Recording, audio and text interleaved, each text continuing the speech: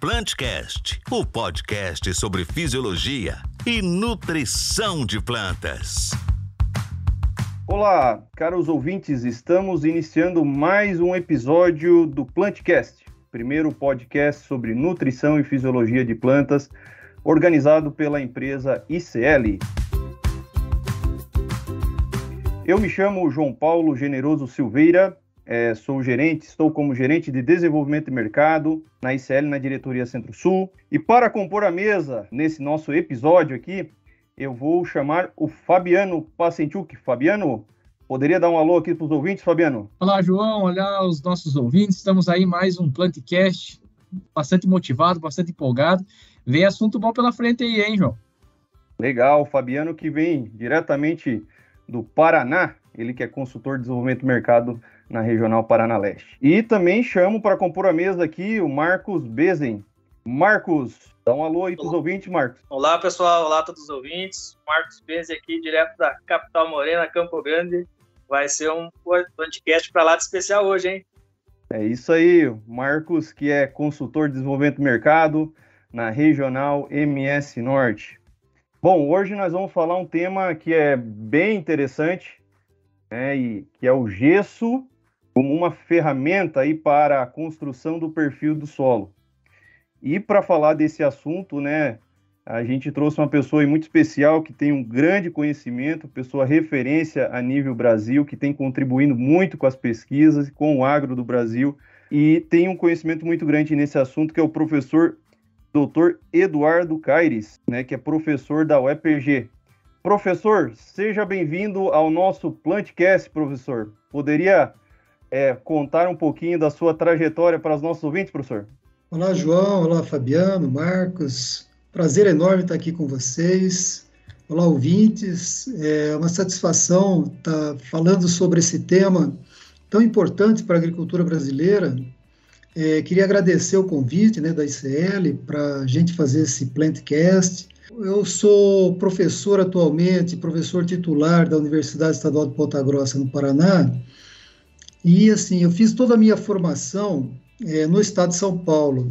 Então, me formei em 86 na Unesp de Jaboticabal, fiz o meu mestrado na Unesp Botucatu em 1990, terminei em 1990 e terminei o doutorado em 94.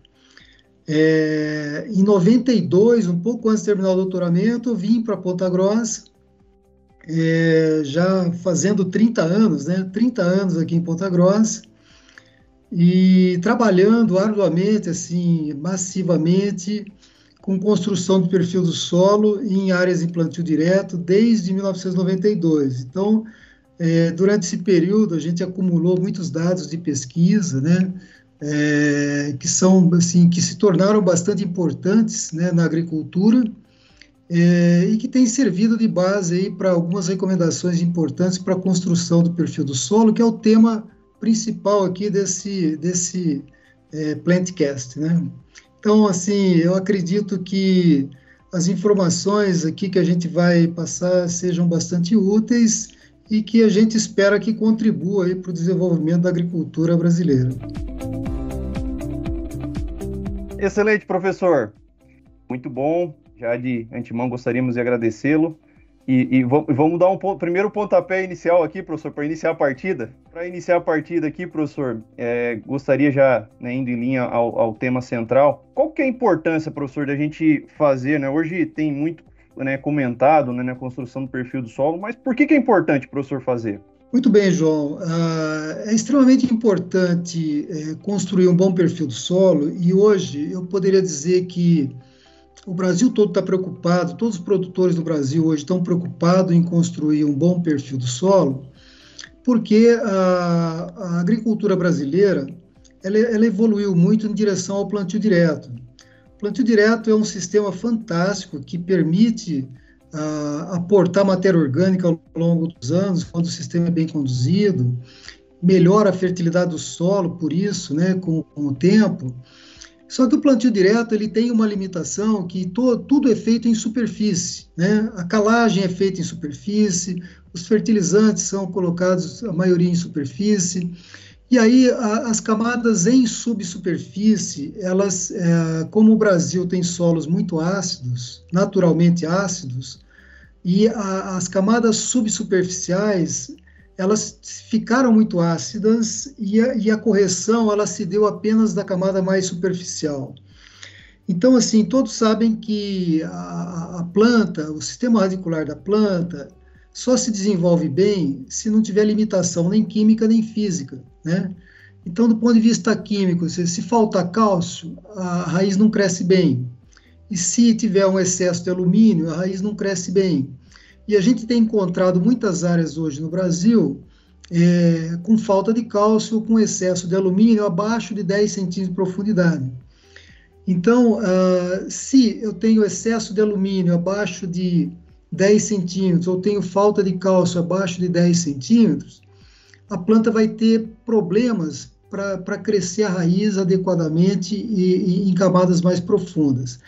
E, aliado a isso, o que aconteceu nos últimos anos é que a gente começou a ter mais problemas de ordem climática, né? Muita seca, e as desordens climáticas, elas vieram, me parece, infelizmente, elas vieram para ficar. Então, assim, num perfil de solo inadequado para o crescimento radicular, o que acontece? As raízes concentram-se nas camadas mais superficiais. Aí, o primeiro estiagem, o primeiro estresse hídrico seca a camada superficial e a planta não tem de onde absorver água e nutrientes. E, assim, a produtividade é extremamente afetada por causa das secas nessa situação. Quando a gente tem um bom nível de cálcio, principalmente ao longo de todo o perfil do solo, e não tem alumínio em nível tóxico ao longo do perfil do solo, as plantas são capazes de emitir um crescimento radicular mais profundo.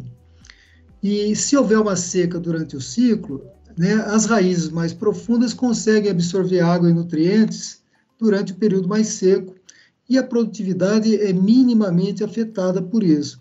Então, a ideia de construir o perfil do solo seria, assim, uma ideia vinculada a manter bons tetos produtivos, independentemente do clima. Né? Se houver, né, se o clima não for muito bom por falta de chuva, a gente mesmo assim manter altos tetos produtivos. Então, assim, construir o perfil do solo é caminhar na direção da manutenção de altas produtividades, independente do clima. Então, a gente precisa, com toda certeza, eliminar um pouco, né, essa influência climática, porque o Brasil, em anos que chove bem, ele bate todos os recordes de produção de grãos.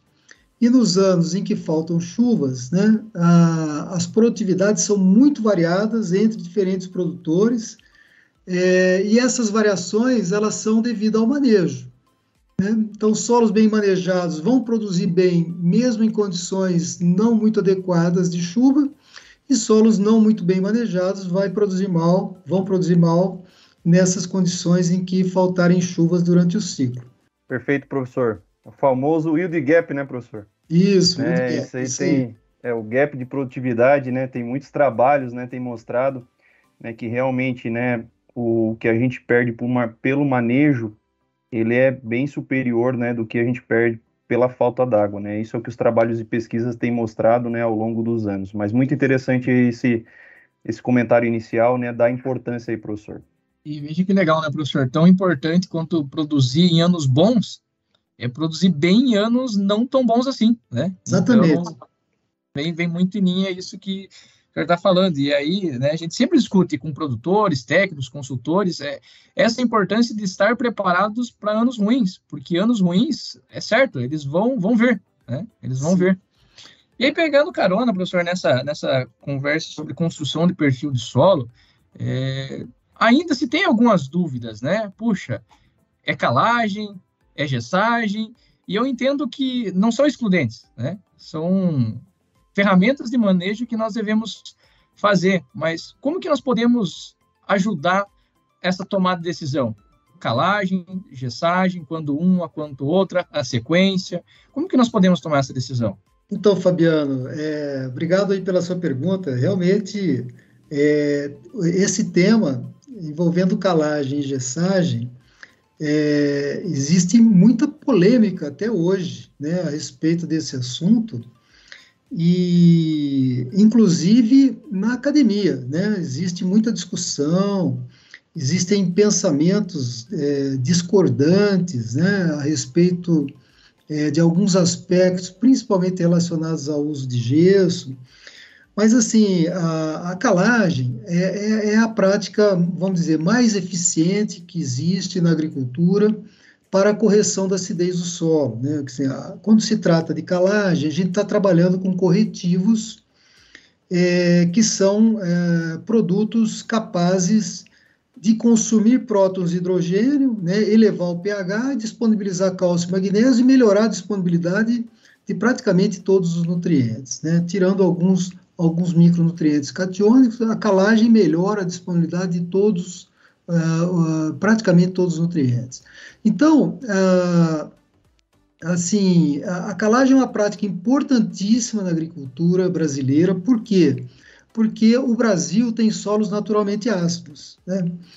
E aí é interessante quando a gente faz alguns levantamentos de histórico no Brasil com relação ao uso de calcário. A gente observa, por exemplo, nos últimos 20 anos, não é diferente do que aconteceu nos últimos 40 anos, de um consumo de calcário muito próximo do consumo de fertilizantes. Ou seja, o Brasil consome uma quantidade muito semelhante de calcário e de fertilizantes. E assim, considerando que a gente trabalha com solos ácidos, né, eu acho particularmente que essa proporção ela deveria ser bem maior para o calcário em relação aos fertilizantes. E alguém poderia pensar, bom, vai ver que o Brasil usa muito fertilizante. Não, isso não é verdadeiro, né? O Brasil não é um dos países que mais usa fertilizante. Aqui a gente tem que considerar que as áreas no Brasil de produção são grandes, né?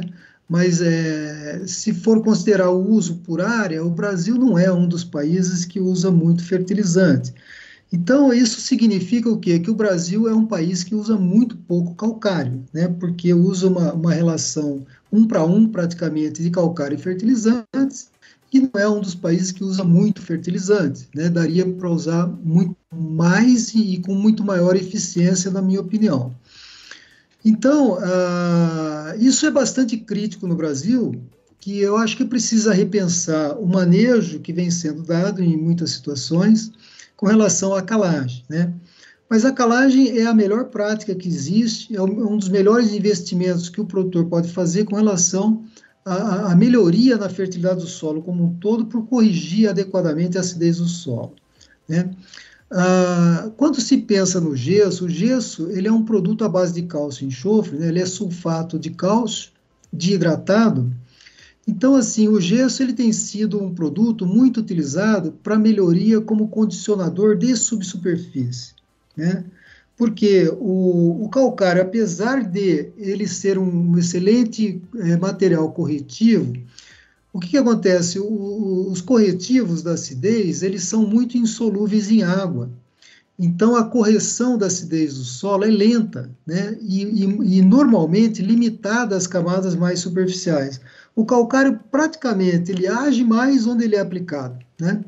Então, como que fica o subsolo? Como que fica a subsuperfície com o uso somente de calcário, né? Realmente, o calcário demanda muito tempo para ter alguma melhoria, né, em camadas mais profundas no perfil do solo. E o gesso, o que acontece? O gesso é um produto bem mais solúvel que o calcário e que ele age como condicionador de subsuperfície, melhorando os níveis de cálcio e reduzindo a toxicidade do alumínio, que são os maiores entraves para o crescimento radicular das plantas.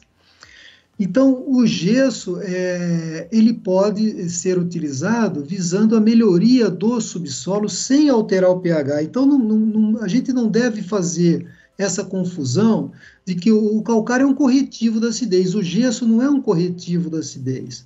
O gesso é um produto que melhora a subsuperfície por aumentar os níveis de cálcio e reduzir a toxicidade do alumínio e, com isso, favorecer o crescimento do sistema radicular. Então, são duas práticas, Fabiano, são duas práticas complementares, né? Elas não são práticas que competem entre si, E para ter uma maior eficiência das duas práticas, o que nós orientamos? Sempre procurar corrigir primeiro a acidez do solo, né? Corrija bem a acidez do solo por meio da aplicação de calcário, e depois que o solo estiver relativamente bem corrigido, é que a gente deve pensar no gesso para melhoria da subsuperfície, porque assim o gesso vai agir mais rapidamente no subsolo, quando eu já tenho um solo bem corrigido nas camadas mais superficiais. E vou ter uma maior eficiência do gesso também na melhoria do subsolo nessas condições. Então, assim, as etapas mais importantes seriam fazer a calagem primeiro, né? A gente orienta de fazer, no mínimo, 3 meses antes da semeadura a calagem. O gesso, ele deve entrar depois da calagem.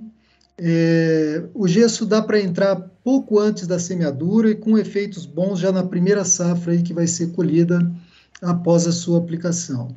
Então, primeiro faz a calagem, depois entra com o gesso, e aí a gente consegue, com o tempo, nesse manejo, né, acertando bem as doses, logicamente, a frequência de aplicação, fazer melhorias aí por muito longo prazo. A gente tem pesquisas de muito longo prazo mostrando resultados fantásticos, não só nós aqui, né, como outros pesquisadores em outras regiões do Brasil, obtendo resultados semelhantes.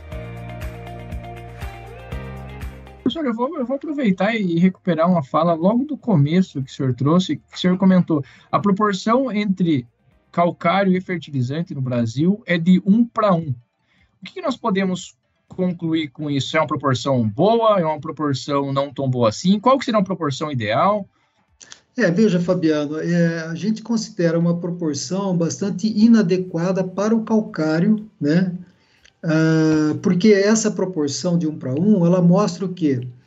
Que o uso de calcário no Brasil, ele ocorre em quantidades relativamente muito mais baixas do que a gente gostaria, né? Então, assim, eu fiz um levantamento recente dos últimos 20 anos. Então, assim, se a gente pegar os últimos anos aqui na agricultura brasileira, o Brasil consumiu algo em torno de 5 milhões de toneladas de nitrogênio como fertilizante, né? N como fertilizante, nitrogênio independente das fontes, né? Então, se a gente for considerar, por exemplo, a gente sabe que as fontes nitrogenadas acidificam o solo. Então, a acidificação gerada por 5 milhões de toneladas de nitrogênio, a gente precisaria algo em torno de 18 a 20 milhões de toneladas de calcário só para combater essa acidificação, né? Que seria gerada adicionalmente pela adubação nitrogenada que está sendo usada, né? 18 a 20 milhões de toneladas só para combater a acidificação do nitrogênio que está sendo usado. Ou seja, até aí nós não estamos falando de correção em si, né? O Brasil está consumindo, em média, aí 40 milhões de toneladas de calcário. Então, a gente usa 20 milhões de toneladas de calcário para corrigir uma área de 65 milhões de hectares, né? Então, isso não dá 300 quilos, aproximadamente, 300 quilos de calcário ano por hectare. Então, pela dimensão que tem o país, né, pela acidificação que tem os solos brasileiros, a gente não vai conseguir corrigir adequadamente bem. 300 quilos é dose de manutenção de correção, e não dose de correção da acidez.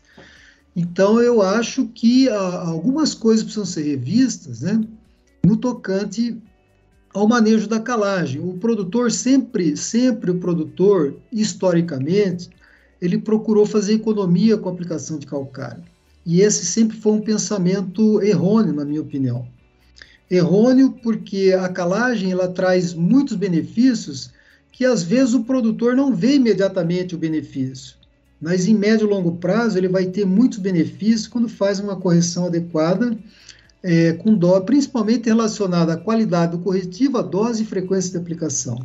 Muito bom, professor. Muito bom. Vejo que interessante, porque nós estamos falando talvez de uns insumos mais difundidos e mais comum, e ainda assim nós usamos, né, infinitas vezes o que nós deveríamos usar, né? Mas assim, só para complementar esse pensamento, assim, o Brasil não tem nenhuma limitação de jazida de calcário, tá? Como se fala aí às vezes, né, algumas jazidas de fósforo no mundo são esgotáveis. Não existe nenhuma preocupação em termos de limitação de jazidas de calcário, né? Então, assim, dá para usar adequadamente bem, sem precisar fazer nenhum racionamento. A gente precisa ajustar melhor o manejo, sabe? Perfeito, professor. Indo ao encontro do tópico que a gente estava discutindo aqui, eu vi recentemente um levantamento da Abracal, né, Associação Brasileira dos Produtores de Calcário, com números de 2021. O consumo aparente de calcário ficava um pouco superior a 50 milhões de toneladas, né, indo ao encontro do que o professor falou, mas 1/5 desse consumo todo de calcário era destinado, né, consumido pelo MT, digamos assim. Então, a gente sabe que, pela dimensão do nosso território, pelas condições, né, que tem superfície e subsuperfície, né, pensando em calcário e superfície, o calcário está muito aquém do uso que deveria estar ocorrendo a nível de campo, né. Mas, professor, voltando ao gesso, quando a gente pensa em subsuperfície, né, ficou claro que calcário para correção do solo, né, ele que vai neutralizar o alumínio, aumentar o pH, e o gesso como complementar. Aí a gente entra num tópico, professor, que é a questão de migração de bases no perfil do solo, né? Como que ocorre isso? A redistribuição ela é benéfica, pelo que o professor comentou, tem um incremento de cálcio, né, melhorar as condições químicas, ter mais raiz. Mas e a lixiviação, professor? Comenta um pouquinho sobre redistribuição de base, né, no perfil do solo e a lixiviação. Eu posso estar tendo perda de magnésio, potássio? Como é que é a mobilidade, né, desse enxofre via gesso no perfil do solo? Então, Marcos, o gesso, ele é um produto, como ele é bem mais solúvel que o calcário, quando a gente aplica o gesso no solo, ele se dissocia em cálcio e sulfato e se movimenta ao longo do perfil, né? O que vai acontecer após a aplicação de gesso? O sulfato ele vai se ligar ao cálcio e vai movimentar no perfil. E se no subsolo tiver alumínio, por exemplo, o alumínio ele desloca o cálcio, forma um complexo AlSO4+, que é muito menos tóxico do que o Al3+, e aumenta o teor de cálcio. Então, o gesso ele tem a capacidade de aumentar os níveis de cálcio e reduzir a toxicidade do alumínio no subsolo, em um prazo de tempo relativamente curto, o que é ótimo para o crescimento do sistema radicular da planta. Então, qual é o principal benefício do gesso, né, do tocante da parte química? É que ele aumenta o cálcio e reduz a toxicidade do alumínio em um tempo relativamente curto, né? Coisa que a calagem leva anos e anos para conseguir fazer. Ao mesmo tempo, né, que nem você perguntou do potássio, outras reações ocorrem após a aplicação de gesso e algumas a gente precisa ter um pouco de atenção. Eu posso dizer que no passado, e talvez até nos dias atuais, né, o grande temor dos produtores era de aplicar gesso e perder potássio. Puxa, mas eu vou aplicar gesso e perder... Imagina nos dias atuais, né, com o preço que está o cloreto de potássio, né, os fertilizantes potássio como um todo, né, faz a adubação, depois aplica um produto que vai perder. Então, assim, existia um medo muito grande de perda de potássio após a aplicação de gesso. Por quê? Porque o gesso aumenta os níveis de cálcio, inclusive na superfície, e o cálcio em excesso na superfície, ele troca magnésio e troca potássio, porque eles são íons considerados trocáveis, eles trocam entre si. Então, o cálcio está em excesso, ele vai para a fase sólida, desloca magnésio, desloca potássio, vem para a solução, e o sulfato da solução do gesso, né, o sulfato que veio do gesso da solução, pode formar complexos com magnésio, com potássio e movimentar para as camadas mais profundas, né? E é interessante que hoje a gente sabe, né, tem alguns trabalhos atuais mostrando que, por exemplo, o magnésio que sai da superfície e aumenta em subsuperfície, aumentar magnésio em subsuperfície é ótimo para o crescimento sistema radicular, porque o magnésio também consegue reduzir ainda mais a toxidez do alumínio, né? São trabalhos recentes que têm apontado assim, uma importância grande também do magnésio na redução da toxicidade do alumínio em camadas mais profundas. Agora, qual é a preocupação? É que o gesso reduz magnésio nas camadas mais superficiais. Então, essa preocupação ela deve existir sempre, né? perda de magnésio das camadas superficiais, tem que existir essa preocupação, porque aplicou gesso para melhoria do subsolo, vai reduzir magnésio, sim, na camada mais superficial. Então, o que a gente orienta para evitar esse problema, né? Simples. Faça a calagem com calcário dolomítico. O calcário dolomítico vai elevar os níveis de magnésio, de forma que o magnésio que movimentar para as camadas mais profundas após a aplicação de gesso, não vai comprometer absolutamente nada, né, o nível crítico do magnésio na camada mais superficial. Nós precisamos manter o magnésio na superfície, na camada mais superficial, acima do nível crítico, né? Então, esse é o alerta que a gente faz com relação ao uso de gesso. O calcário dolomítico, ele ajuda muito na eficiência do gesso, porque ele disponibiliza mais magnésio. E de forma que a movimentação aí, né, vamos dizer, uma lixiviação de magnésio não compromete absolutamente nada e ainda ajuda a planta a enraizar mais em profundidade. Com relação a potássio, que era o grande temor aí dos produtores, o que a gente observou ao longo dos anos é que o gesso, ele não ajuda a perder potássio, ele ajuda a planta a absorver mais potássio. Então, existia um medo muito grande de lixiviar mais potássio após a aplicação de gesso, e a grande conclusão que a gente chegou depois de muitos anos de estudo é que o gesso aumenta a extração de potássio pelas plantas, porque o potássio, ele é, depois do nitrogênio, aí, um dos nutrientes mais absorvidos, né? Em algumas culturas ele é até mais absorvido que o nitrogênio. Então, o cálcio do gesso desloca potássio, o potássio vem para a solução e a planta absorve antes dele movimentar, né? Então, há uma maior extração de potássio pelas plantas e não há uma lixiviação de potássio para a subsuperfície.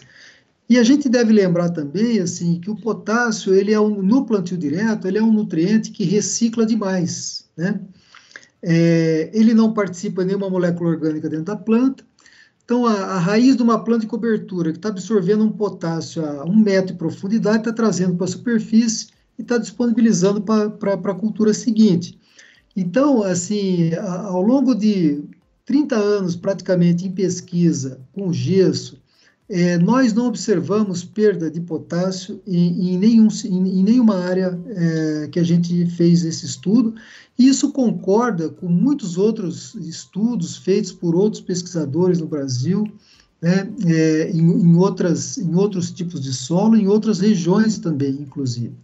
Então, assim, hoje, a gente descarta totalmente a preocupação de perda de potássio no sistema após a aplicação de gesso. Essa preocupação não deve existir, e a gente faz o alerta, né, assim, monitore o magnésio. Magnésio é importante ser monitorado, porque o gesso, assim, em todos os trabalhos feitos, em todos os locais do Brasil e em outras partes do mundo, houve redução de magnésio após a aplicação de gesso.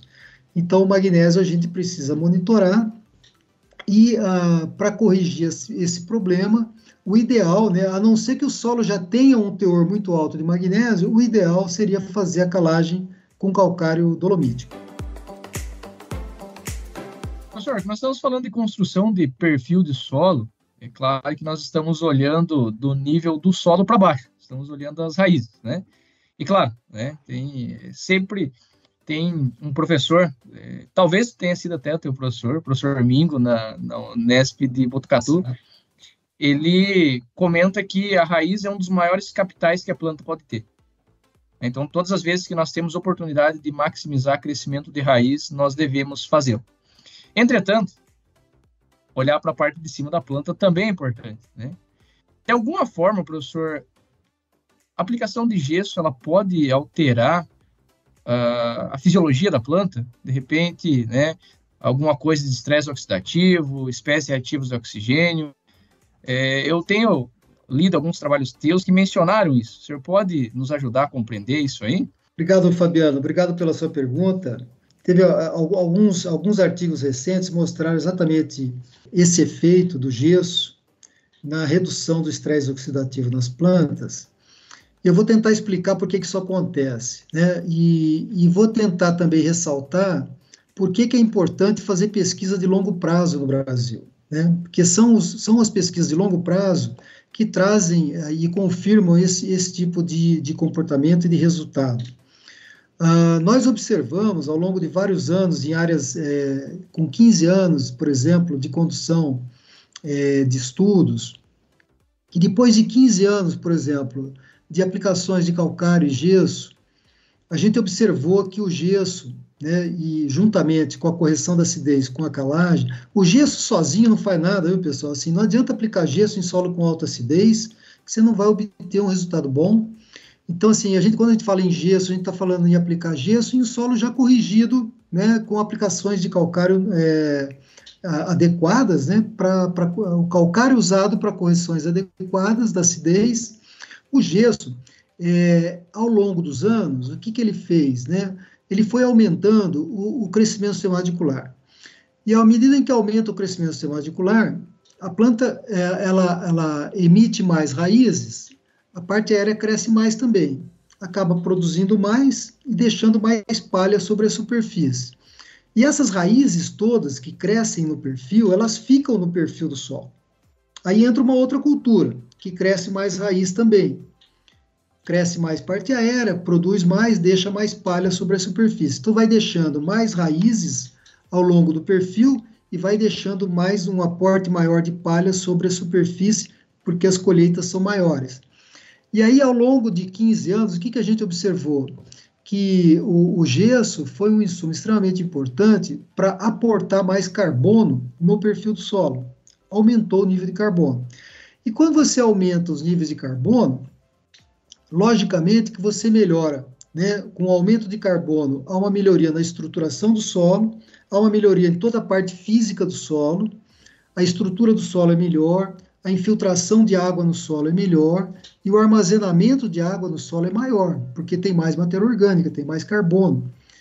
Então, como o solo ele armazena mais água, né, a planta consegue crescer, vamos dizer, com menos estresse, né, principalmente se houver um período seco pela frente, principalmente se houver um déficit hídrico pela frente. Então, esses estudos que foram feitos recentemente, que foram estudos feitos juntamente com o professor Cruciol, lá da Unesp de Botucatu, eles mostraram que em áreas antigas, né, conduzidas por longo prazo com aplicações de calcário e gesso, reduziu, né, as espécies mais reativas de oxigênio e aumentou e reduziu também né, o estresse oxidativo. Né, reduziu a atividade das enzimas que agem, né, contra o estresse.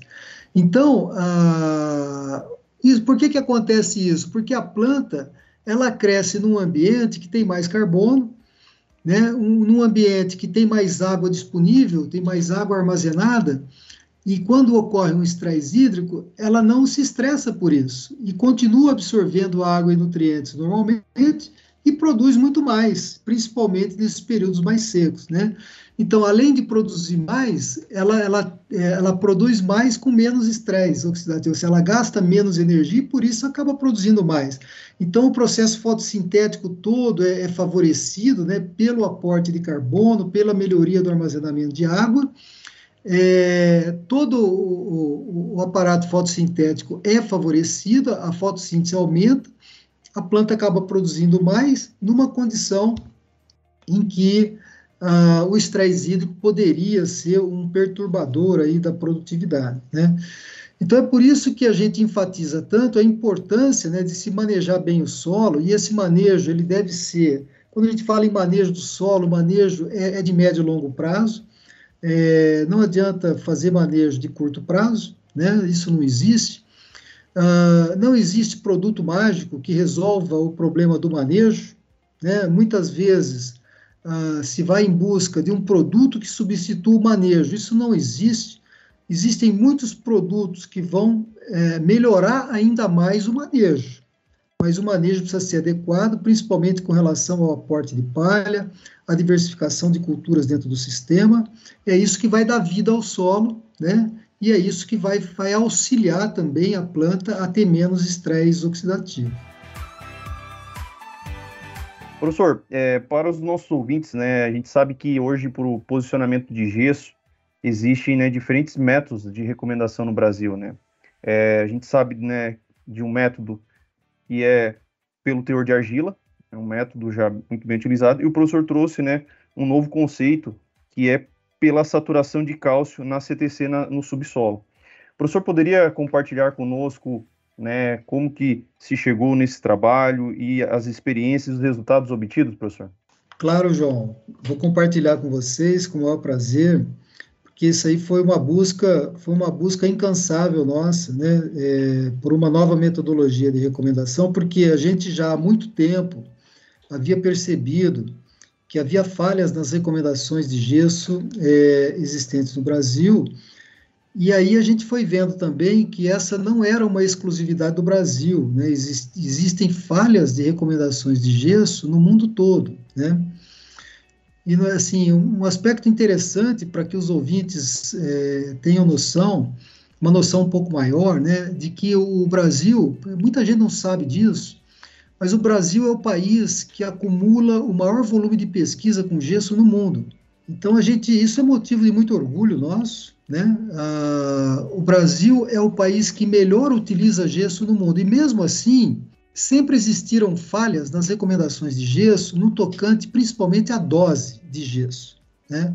As pesquisas com gesso no Brasil evoluíram na década de 1980, quando a gente tinha basicamente só sistema convencional de preparo do solo. Aqueles critérios de recomendação, os critérios eles foram divididos, né, em dois segmentos de quando aplicar gesso e quanto aplicar de gesso caso precise, né? Esse critério de quando que seria interessante aplicar o gesso, eles foram relativamente bem resolvidos, né, durante um bom tempo, mas o quanto aplicar de gesso em cada situação sempre foi um problema sério, não só no Brasil, como no restante do mundo, né? E o único critério que a gente considera que existe no Brasil ainda, em vigor ainda no Brasil, né, que tem embasamento para aplicação de gesso, é o critério baseado no teor de argila, que foi desenvolvido pelo Djalma, pesquisador da Embrapa, que nos deixou recentemente, infelizmente. Ele acumulou um volume grande de pesquisa com gesso, foi um grande pesquisador com gesso no Cerrado,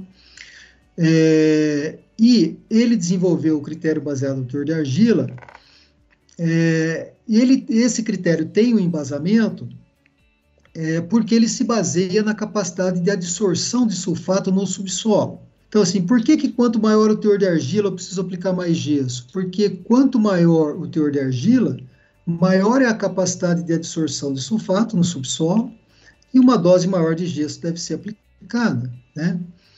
Agora, o Djalma mesmo, ele começou assim, desenvolvendo alguns fatores de conversão, de transformação de argila, né, em dose de gesso, e chegou num critério de 50 vezes o teor de argila para culturas anuais, de um modo geral. 50 vezes, digo assim, né, 50 vezes o teor de argila dado em porcentagem, né? E esse critério, ele é o critério assim, desenvolvido para o Cerrado brasileiro, é o critério ainda mais utilizado até hoje no Cerrado brasileiro, mas a gente já tinha observado que esse critério, ele tinha, essa recomendação, ela tinha falhas. Há muito tempo a gente descobriu muitas falhas nessa metodologia de recomendação, só que nós tivemos uma dificuldade imensa para descobrir um método melhor, entendeu? Para recomendar gesso. Assim, durante muitos e muitos anos, eu orientei os produtores a utilizar essa metodologia na falta de um método melhor, né? Então, como não tem nada melhor, não adianta a gente ficar criticando. Eu sou dessa opinião, né, de que não adianta criticar se você não tem nada melhor a oferecer. Então, as críticas, elas passam a ser válidas a partir do momento que você tem algo melhor a oferecer. Então, assim, eu sempre finalizava minhas apresentações aí, recomendando o gesso pelo método teor de argila. E levamos 25 anos para enxergar um caminho para uma nova recomendação, né? E esse caminho, ele surgiu quando a gente começou a trabalhar uma base de dados grande que a gente tinha de vários experimentos com gesso, aqui na região dos Campos Gerais do Paraná, e a gente observou uma correlação forte entre o percentual de cálcio na CTC efetiva e a produtividade das culturas, né? Então, a partir do momento em que a gente observou uma correlação forte entre o percentual de cálcio na CTC efetiva com a produtividade das culturas na profundidade 20 a 40, né? Aí a gente conseguiu, esse foi vamos dizer, o pontapé inicial para a gente desenvolver o novo método de recomendação que a gente publicou em 2018, né, no Agronomy Journal, que é um método de recomendação que a gente considera hoje, né, um método muito melhor de recomendação de gesso. Ele define doses muito mais adequadas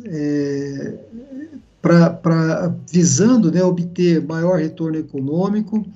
A calibração foi feita, né, assim, como é que a gente confirmou que o método realmente funciona? Ele se baseou em doses econômicas, né, dos estudos feitos com gesso no Brasil, e a gente, assim, hoje está bem esperançoso que esse método ele vai trazer um novo horizonte na agricultura brasileira com relação ao uso de gesso, né, o potencial do uso de gesso para melhoria das produtividades das culturas, principalmente. Porque, assim, foi o método ele foi construído, eu levei 25 anos para enxergar um caminho para uma nova recomendação. Esse método, ele se baseia na saturação por cálcio, na CTC efetiva. Por quê? Porque o gesso, ele é capaz de atuar apenas nas cargas elétricas que são trocáveis, né? E essas cargas elétricas que são trocáveis, elas se originam na CTC efetiva, né? Então, o gesso é capaz de atuar apenas na CTC efetiva, não adianta fazer cálculos de dose de gesso visando a CTC potencial, que é um erro muito grande. E o cálcio sempre foi, em todos os nossos estudos, o nutriente-chave de resposta de melhoria com o uso de gesso, né, de melhoria do perfil, maior enraizamento, maior aporte de carbono, melhor infiltração de água, menor estresse oxidativo, sempre esteve envolvido o cálcio, né? Então, a partir do momento que a gente enxergou essa correlação do percentual de cálcio na CTC efetiva com a produtividade, a gente conseguiu desenvolver esse novo método, que tem, eu posso dizer hoje, assim, tem sido usado em várias regiões do Brasil. Até hoje, eu particularmente não vi de nenhum usuário nenhuma crítica em relação ao método, só elogios, dizendo que funcionou muito bem em diversas situações. Eu tenho feito ultimamente algumas correlações de alguns estudos que estão sendo feitos, inclusive no centro-oeste brasileiro, né? Em que as doses indicadas por esse método, elas foram totalmente condizentes com o comportamento de resposta das culturas, né? Inclusive, então, são dados, por exemplo, do Mato Grosso, são dados do Piauí, são dados de São Paulo, né? E em condições bem diferentes, né, das áreas que foram levantadas inicialmente, mostrando que o método, eu acho que tem uma amplitude de uso muito maior do que o que a gente imaginava até no início, que seria mais para a região sul, né? Mas eu não tenho dúvida de que é um método muito mais adequado. Lógico que, quando se faz recomendações de gesso, a gente tem que ter a noção do que está fazendo, a gente tem que saber que o gesso ele pode reduzir magnésio, e por isso é importante usar calcário dolomítico, né? Quer dizer, e dentro desse conhecimento, eu tenho certeza que o gesso vai amenizar muito problemas climáticos, né? E vai poder trazer aí uma performance de produtividade ainda maior para a agricultura brasileira. Legal, professor. Com certeza aí uma contribuição muito grande para o agro no Brasil. Tem contribuído e vai contribuir cada vez mais aí para o incremento da produtividade e tornar o nosso país, né, cada vez mais competitivo aí a nível global, né, no agro, né. Professor, então o professor falou da recomendação, né, mas aí o nosso ouvinte está se perguntando, mas como que eu defino se eu devo entrar ou não com gesso, né? Qual é a camada que eu devo analisar e quais são os critérios? Maravilha, maravilha, João. Veja, hoje a gente simplificou bastante os critérios, né? E para recomendações de gesso, a gente tem que centrar numa camada do subsolo, né? E a nossa recomendação é de tirar a amostra da camada de 20 a 40 centímetros. Então, quando que eu devo aplicar gesso hoje, né? Dá para usar um único critério, né? Pelo que a gente desenvolveu, é quando a saturação por cálcio na CTC efetiva for menor que 54% na camada de 20 a 40 centímetros, né? Então, por exemplo, se a saturação por cálcio na camada de 20 a 40 centímetros for menor que 54%, eu vou fazer um cálculo da dose de gesso para elevar a 60%. Por que eu vou calcular para elevar a 60%? Porque foi justamente esse intervalo, né, entre 54% e 60%, que a gente observou as maiores produtividades das culturas. Então, por isso que, assim, se eu elevar a 60%, quando for menor que 54%, eu sempre vou estar no intervalo de máxima produtividade. Então, e não precisa usar mais critério nenhum, na minha opinião, né? Falar, mas e o alumínio? Né? Não preciso considerar o alumínio também? Não precisa, porque se a saturação por cálcio for maior que 54%, o alumínio já não vai ser tóxico nessas condições, né? Quando a saturação por cálcio for menor que 54%, a toxicidade do alumínio vai se tornar cada vez maior, quanto menos cálcio tiver na relação com o alumínio. Então, eu não preciso me preocupar nem com o teor, nem com a saturação por alumínio. Eu me preocupo apenas com o cálculo da saturação por cálcio na CTC efetiva. Não é o percentual de cálcio na CTC pH 7, na CTC potencial, né? A gente tem observado alguns erros, às vezes, né, algumas falhas em cálculos aí. Os laboratórios de análise de solo, muitas vezes, eles estão acostumados a soltar percentuais de cálcio, de magnésio, de potássio, em relação a CTC pH 7. E muita gente, às vezes, pega esse percentual e usa na equação nova aí de cálculo de gesso, erroneamente, porque esse percentual é o cálcio, percentual de cálcio na CTC a pH 7, não é na CTC efetiva. Então, precisa ver direitinho, né, fazer o cálculo direitinho do cálcio. O percentual, a CTC efetiva é simplesmente a soma de cálcio, magnésio, potássio e alumínio. Então, é o quanto de cálcio que tem nessa proporção em relação à soma de cálcio, magnésio, potássio e alumínio. E esse é o dado, assim, ficou simples e muito eficiente, né, na minha opinião, o método. E o que a gente está recomendando? Monitore a camada de 20 a 40, né? O monitoramento da camada de 20 a 40 vai permitir saber o momento de fazer uma nova aplicação de gesso ou não, né? E como que vai definir a dose novamente de aplicação. Excelente, professor. Professor, então, para recomendar gesso, só para reforçar, né? Vamos olhar, então, a camada de 20 a 40, subsuperfície, e eu entro, né, com a aplicação de gesso, então, quando a minha saturação por cálcio na CTC efetiva for menor do que 54%. Perfeito. Isso aí, né, professor? Isso mesmo, João. Perfeito. Beleza. Professor, e muitas vezes, né, a gente está no campo, a gente vê muitas vezes a confusão, né, do pessoal, e muitas vezes vem essa pergunta para a gente. Qual que é a diferença de eu trabalhar com gesso e o enxofre elementar pastilhado? Eu acredito que são ferramentas que se complementam. Eu queria entender, professor, qual que é a opinião do professor em relação a isso, professor, e qual a experiência também do professor em relação a essas duas ferramentas, né? Veja, João, e caros ouvintes, a gente vê, assim, o gesso, ele é um produto, a gente está falando aqui de cálculo de dose de gesso, para aumentar o enraizamento da planta, para melhoria do subsolo, tá? Com um melhorador de subsuperfície. A gente poderia pensar no uso de gesso, por exemplo, como fonte de cálcio e enxofre apenas, e não como melhorador de subsuperfície.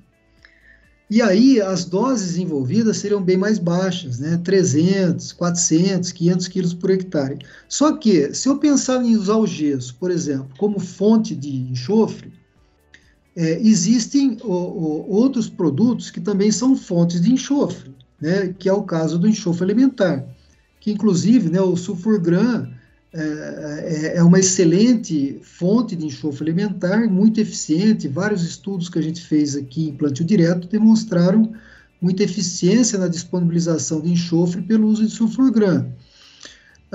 Então, assim, é uma fonte, o sulfurgram é uma fonte de enxofre via aplicação de enxofre elementar? Sim.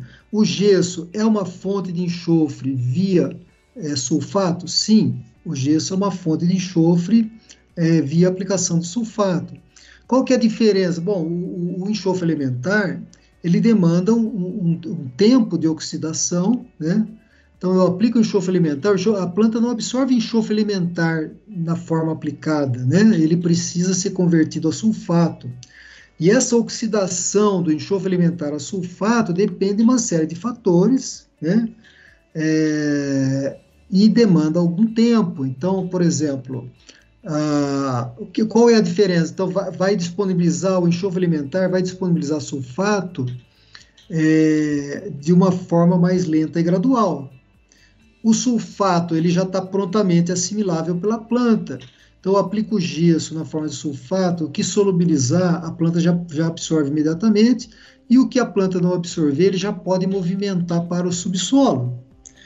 Então, assim, são coisas diferentes, porque o enxofre elementar, como fonte de enxofre, é uma excelente fonte de liberação lenta, com menor movimentação para o subsolo e com maior tempo de disponibilização na superfície para a planta poder absorver. Então, por exemplo, quando a gente pensa em aplicar enxofre, a gente tem que verificar qual fonte que eu vou usar. Depende, aí vai depender muito da relação custo-benefício, né? E tem que pôr na ponta do lápis para ver qual é a fonte mais vantajosa financeiramente, né? Visando a aplicação. Lembrando que, quando se faz doses de gesso visando fornecer enxofre, a gente só está fazendo o uso de gesso como fertilizante, e esse gesso ele não vai ter aquele efeito todo de melhoria de perfil por causa da dose, né, limitado pela dose, tá? Eu digo isso porque a gente tem visto, às vezes, algumas confusões, né, de alguns produtos que entram no mercado. Por exemplo, o gesso granulado, ele entra em baixas doses e com algumas promessas de que ele vai melhorar o subsolo num curto prazo de tempo. Isso não vai acontecer, porque há uma limitação de dose, né? 300, 400, 500 quilos por hectare é para fornecer enxofre. E aí, para fornecer enxofre, a gente tem outras fontes também, né? Como é o caso do enxofre elementar, do sulfurgram aí, do enxofre elementar, uma excelente fonte também, assim como existe o superfosfato simples, né? Uma outra fonte que contém enxofre e fósforo, né? De longa data, com eficiência, aí são produtos eficientes, e aí basta o produtor fazer alguma analogia aí de custo, né, para verificar qual é o que seria o mais economicamente viável para a situação que ele está vivenciando. Excepcional, professor. Uma grande aula. Infelizmente, o nosso tempo está terminando.